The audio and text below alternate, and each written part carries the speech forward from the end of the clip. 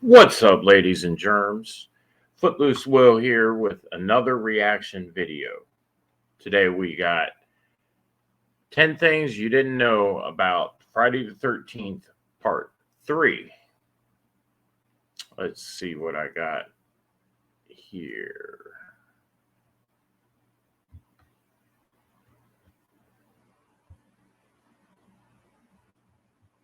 Friday the 13th Part 3 is when the franchise hopped onto a popular gimmick at the time, 3D, and boy did they pay the price for it. Then again, this is also the first sequel in which Jason Voorhees would don his iconic mask.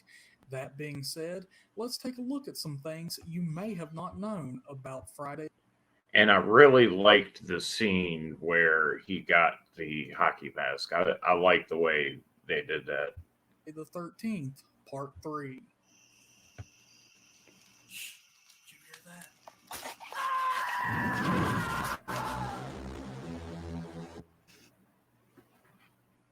Number 1. The original idea for the sequel was to have Amy Steele reprise her role. This time around, Jenny would be locked up in an insane asylum after the traumatic events from the previous film. Jason would track her down, break into the asylum, and kill anyone that got in his way. Gee, this plot doesn't sound familiar at all. Yeah, I was just about to say that sounds exactly like Halloween 2. Still, Amy declined the offer to return due to other obligations. But then again, I mean, the whole idea of Friday the 13th originally was a knockoff of Halloween. So why wouldn't they do two movies that were knockoffs? Number 2. So, why did they decide to shoot it in 3D? Because it was a money making gimmick. Number 3. A fake production title of And I've never seen that in 3D. I've seen the movie a few times, but I've never seen it in 3D.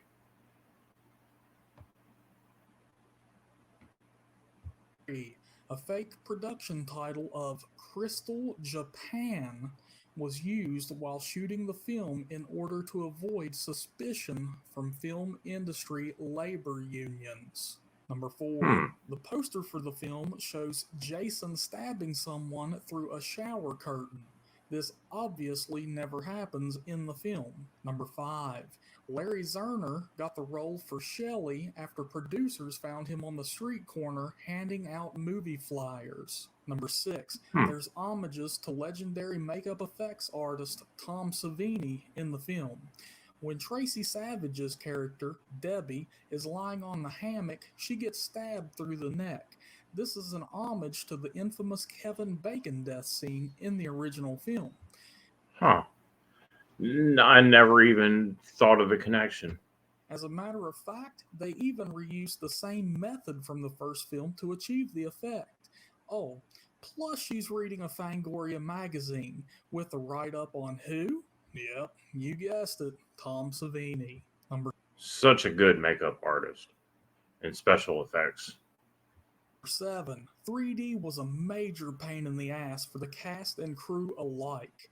Shooting in 3D was a constant learning process because many people had never used 3D technology before. They even had to go back and reshoot entire scenes. In addition to all of this, That was a good scene. the cast had to be careful as to which collars they were wearing. They also found out that you have to light scenes much brighter for it to look right in 3D. Never knew that. It would take the crew hours just to set up the next shot. Number 8. With so much focus being put on the 3D aspect, the actors were asked if they could do certain things to pander to the camera. Like juggling or playing with yo yos. In interviews, the actors have said that the main focus during production was finding cool stuff to do in 3D rather than focusing on the quality of the film. Number 9. 3D wasn't just a pain in the ass for the cast and crew either. Instead, it cost Paramount a good bit of coin to cash in on the 3D gimmick. It's estimated that Paramount may have spent anywhere from $8 through $10 million just to be able to show the film in theaters. Good Lord, 8? What? $8 to $10 million just to do a 3D movie. You see, theaters weren't equipped to display 3D films, so Paramount had to send theaters the supplies to do so. Okay, that makes sense then. They had to send out special screens and lenses just to get the movie shown. In addition to that, they also had to train the projectionists at theaters.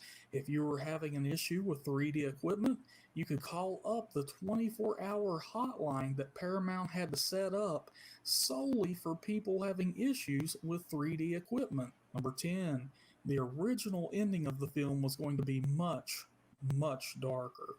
Chris would wake up in the canoe, much like Alice from the original film. Then she would row to shore, get out of the canoe, and begin walking towards the cabin. She would hear a noise. Thinking it's Rick, she would begin running towards the cabin. Once she got to the front door, it would suddenly open as Jason comes out and grabs her by the hair. He would then cut her head off with a machete. Yeah, I can see why they would have to cut that. And don't want to see any beheadings on a movie, I guess. In the end, they decided this version of the ending was too dark. So, did you learn anything you didn't know? Maybe you know a cool fact about the film we left out. Either way, hit us up in the comments section below. Also, don't forget to subscribe to our channel. Until next time, talkers.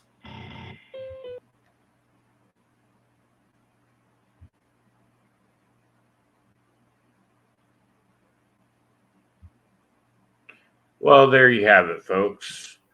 10 things you didn't know about Friday the 13th, Part 3. And most of these I didn't know. Kind of surprised, but kind of not. Friday Part 3 wasn't one of my favorites. I like the whole series for certain reasons. I did like the scene in Part 3 where Jason got his mask. But it still wasn't one of my favorite movies from the franchise. Anyway, there's my reaction. Hope you liked it. This video was brought to you by Talk Horror. Check them out. I will put the link in the description. And please like, share, subscribe, and comment. And have a good night.